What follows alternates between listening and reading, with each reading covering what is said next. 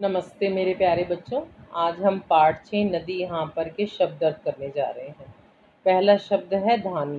धानी यानी धान की पत्तियों जैसा, हरे रंग का। जैसे धान की पत्तियाँ होती हैं, जब फसल उगती है, धान उगता है तो वो हरे रंग का होता है।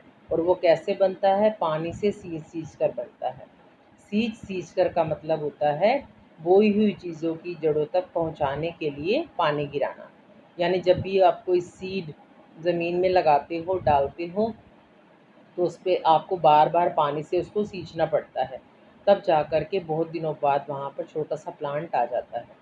सुस्ताना, श्रम करने के बाद आराम करना। बेटा जब हम बहुत मेहनत कर लेते हैं तो उसके बाद हम कई बार सो नहीं पाते, लेकिन थोड़ी देर रुक कर हम रेस्ट कर लेते हैं, तो उसको बोलते हैं सुस्ताना।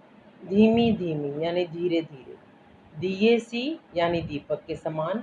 करारों में, करारों में का मीनिंग होता है बेटे दरारों में। यहाँ गलती से, सॉरी, बाय मिस्टेक लहरों में लिखा गया है, आप यहाँ कर लीजिए दरारों में। पाती, पाती का मतलब होता है प्राप्त करना। लहरे का मतलब होता है तरंगे। राह का मतलब होता है रास्ता। आखिर में यानी अंत में, लास्ट में। प्रश्न उत्तर कर लेते हैं इसके हम।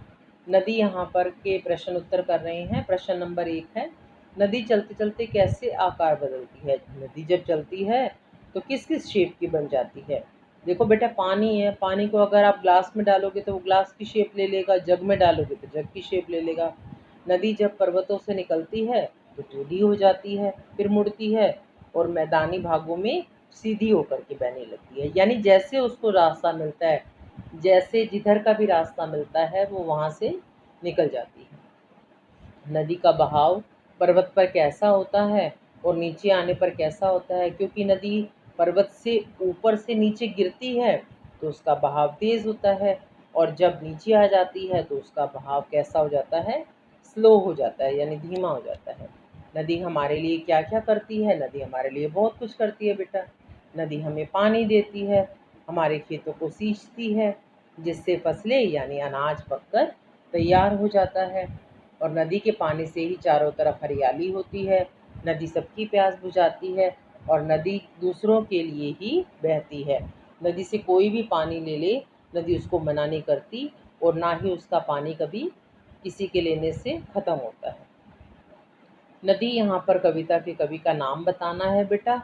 डॉक्टर श्री प्रसाद है उनका नाम। नदी कहाँ, जो यहाँ पर कविता है, इससे हमें क्या शिक्षा मिलती है? यानी जो नदियाँ बहती हैं वो हमें क्या सिखाती हैं? नदी हमें सिखाती है कि रास्ते चाहे आसान हो या मुश्किल, लंबे हो या छोटे, टेढ़े हो या सीधे, हमें हमेशा अपनी राह की ओर, अपने टारगेट की ओर आगे बढ़ते जाना चाहिए।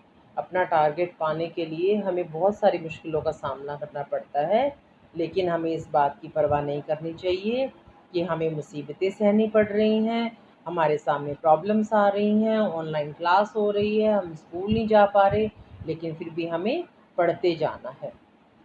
जैसे नदी अपनी पानी से पौधों को सींचती हुई जाती है, अब पौधे रास्ते में आते हैं तो नदी सबको पानी देती हुई जाती है। उसी प्रकार से हमें भी लोगों की भलाई के लिए अपना जीवन जीना चाहिए। हमें अपने जीवन में जो कार्य करने चाहिए वो लोगों की भलाई के लिए करनी चाहिए, कभी किसी का बुरा नहीं करना चाहिए। अपना जीवन अच्छे से जीने के साथ साथ दूसरों का भला करना चाहिए। हमें दिए के समान दूसरों की लाइफ में रोशनी देनी चाहिए। ये नहीं कि अपने घर में उजाला करें और दूसरों के घर में अंधेरा कर दे। बेईमानी की लाइफ नहीं जीनी चाहिए। ईमानदारी से अपने लिए भी आजीविका कमाएं और दूसरों की भी साथ साथ मदद करें। ये नहीं कि सिर्फ खुद टॉप पर आ जाए और दूसरे बच्चे को फेल करवा दें गलत शिक्षा देकर। नहीं, खुद भी पढ़ना चाहिए और दूसरे बच्चों को भी पढ़ाई करने में हेल्प करनी चाहिए। धन्यवाद।